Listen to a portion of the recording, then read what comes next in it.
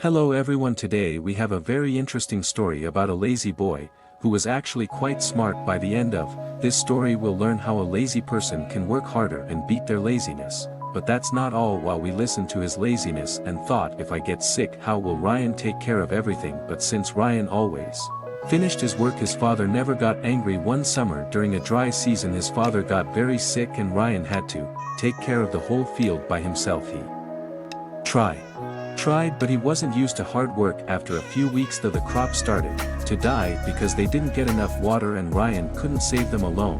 That night Ryan sat outside under the stars feeling useless and disappointed. He thought, why didn't I ever try harder? Now my family's hope is too gone. The next morning he heard people talking in the village. Ryan went to see what was happening there. A soldier was announcing a big competition at the king's palace. The winner would get a chest of gold. Ryan thought, this could save my family. Without thinking much Ryan said he would join the competition. The villagers laughed. They thought, how can someone as lazy as Ryan win against strong people from all over the kingdom? But Ryan didn't care. He had 3 days to reach the palace, so he left early. His parents didn't think Ryan would win, but they hoped this would make him work harder and change his lazy ways. After 3 days the competition started. All the participants were gathered near a big lake.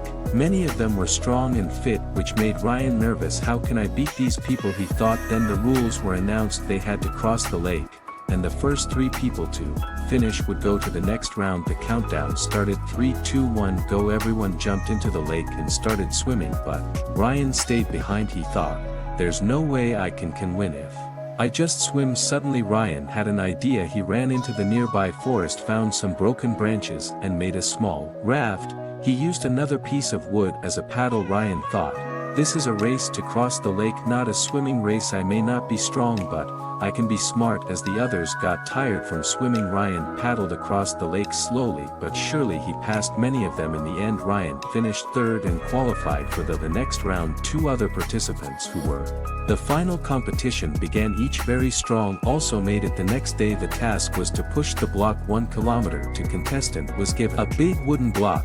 The finish line behind them were many tools they could choose from to help them, but they could only pick one. The first contestant quickly grabbed a rope and started pulling the block. The second contestant took a piece of wood to use as a lever to move his block. Ryan, however, didn't rush. He thought carefully about the tools. I can't win by using my muscles. I need to think smarter, he said to himself. After thinking for a while Ryan picked a small knife. The crowd was confused.